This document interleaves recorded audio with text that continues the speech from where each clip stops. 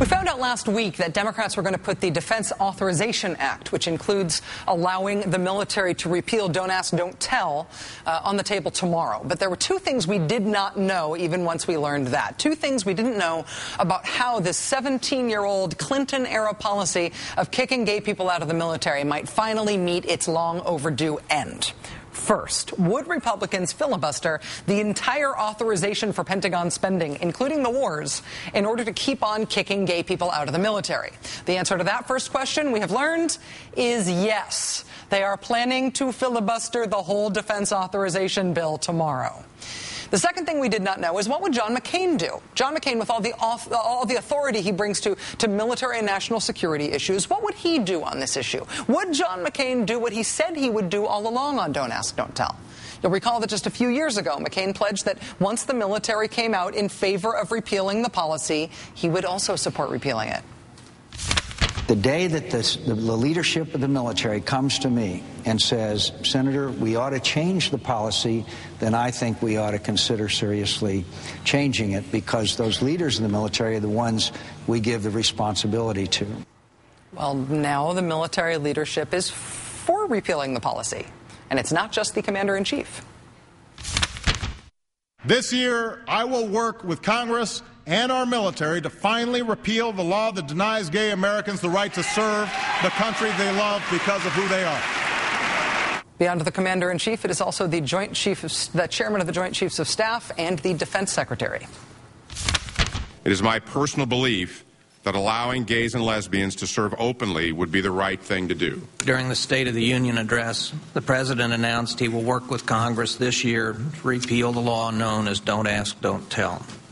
He subsequently directed the Department of Defense to begin the preparations necessary for a repeal of the current law and policy.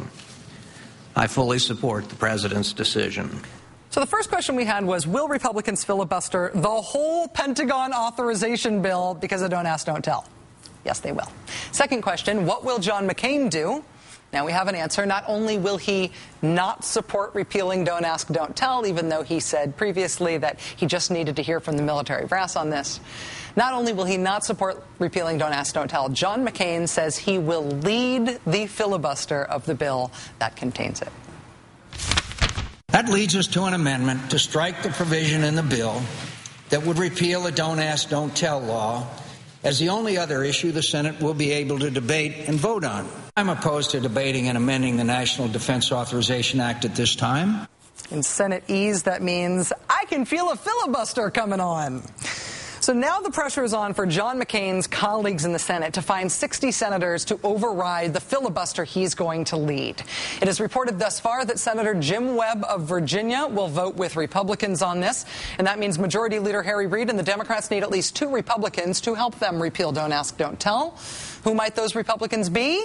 Oft-mentioned possibilities are Senators Olympia Snowe, Susan Collins, Scott Brown, George Voinovich, and Dick Lugar. You will notice that 2 of those senators are from the same state, the great state of Maine, Senators Snowe and Collins, which is why today you had this late announced on Twitter blockbuster event in Portland, Maine, organized by the Service Members Legal Defense Network and the pop star about whom everyone continues to say, get her as a guest on your show, to which I continue to say, boy, I'd love to.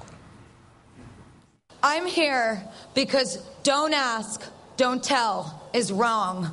It's unjust. And fundamentally, it is against all that we stand for as Americans.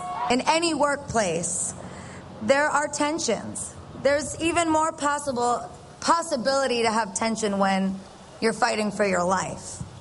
But I'm more concerned that John McCain and other Republican senators are using homophobia as a defense in their argument. As the nexus of this law, openly gay soldiers affect unit cohesion. Like it's okay to discriminate or discharge gay soldiers because we are homophobic. We are uncomfortable. And we do not agree with homosexuality, and I can't focus on the field of duty while I am fighting. In less than 24 hours, the United States Senate will have the opportunity to pave the way for a complete repeal of Don't Ask, Don't Tell. The policy may begin to die tomorrow afternoon if Lady Gaga gets her way and if John McCain, well, new John McCain doesn't. In just a moment, we'll be talking with NBC News producer Ken Strickland in Washington this evening for the latest on the Senate vote, and then Major Mike Almy will join us. Major Almy was discharged from the Air Force under Don't Ask, Don't Tell. He spoke today at the Maine rally. When and how and if Don't Ask, Don't Tell is going to be repealed when we come back.